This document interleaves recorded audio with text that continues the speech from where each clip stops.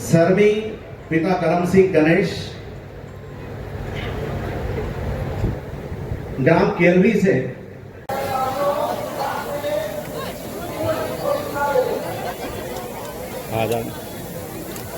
वो राठौड़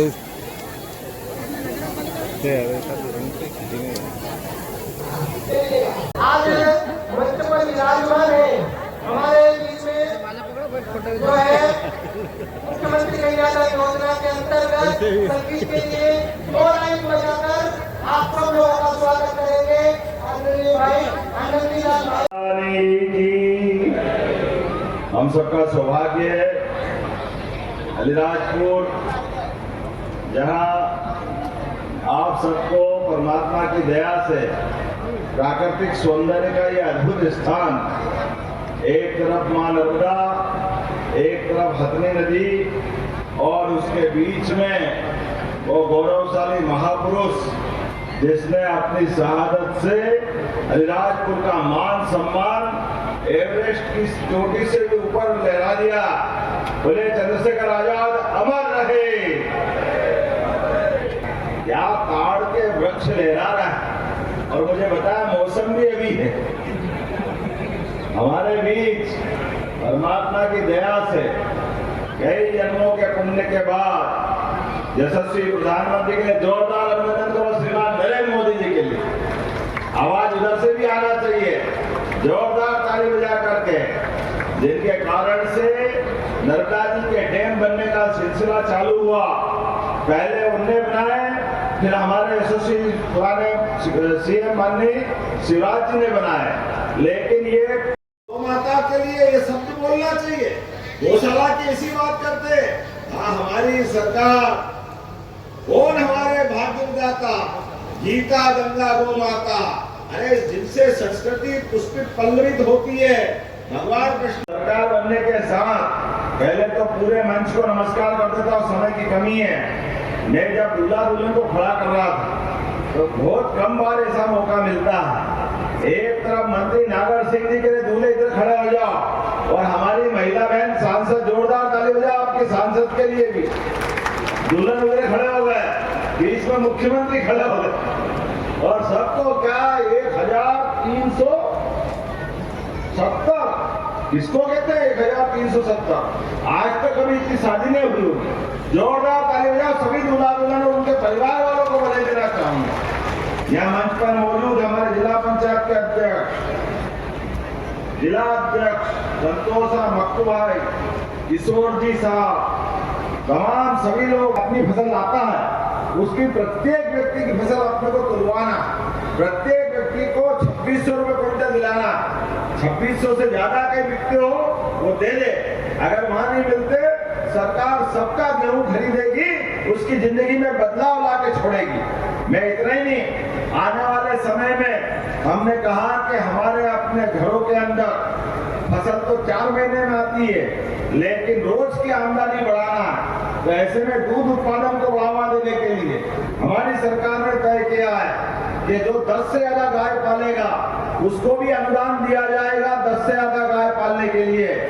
जब गाय की बात कर रहा हूँ, दूध उत्पादन की बात करता हूँ, तो क्या दुर्भाग्य है, उत्तर भी दूध देती है। जोरदार अभिनंदन करो, बोलो गौ माता की शर्म आना चाहिए।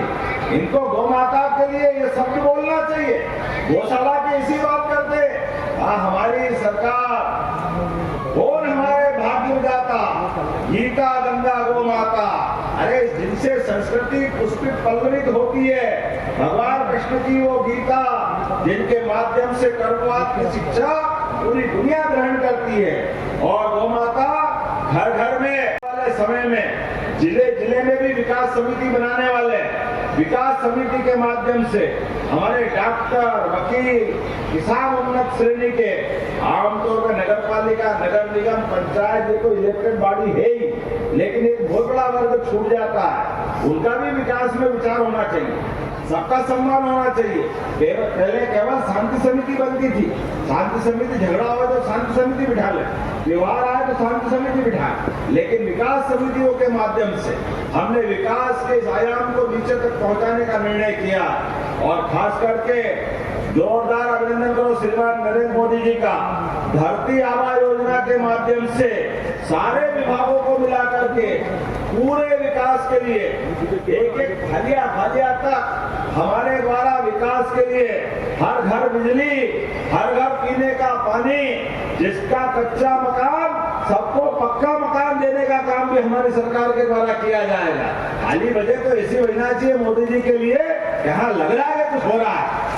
बताओ, कहाँ राजा राम के समय या सम्राट विक्रमादित्य के समय गरीब से गरीब आदमी का पक्का मकान के सपना उस काल में पूरा होता था। और यशस्वी प्रधानमंत्री श्रीमान नरेंद्र मोदी जी का काल है। आज किसान के लिए भी किसान सम्मान निधि, लाडली बहनों के लिए उनकी धनराशि हर महीने लगभग 2000 करोड़ और साल में लगभग 20,000 24,000 करोड़ के आसपास एक एक लाडली बहनों को हम पैसा दे रहे हैं। लेकिन इतने ही नहीं, आने वाले समय में उद्योग धंधे को भी और मालिका बनाने वाले अलीराजपुर में भी और नए उद्योग खोले जाएंगे, नए उद्योग जिनके माध्यम से युवाओं को रोजगार मिलेगा, उनकी जिंदगी बदलेगी।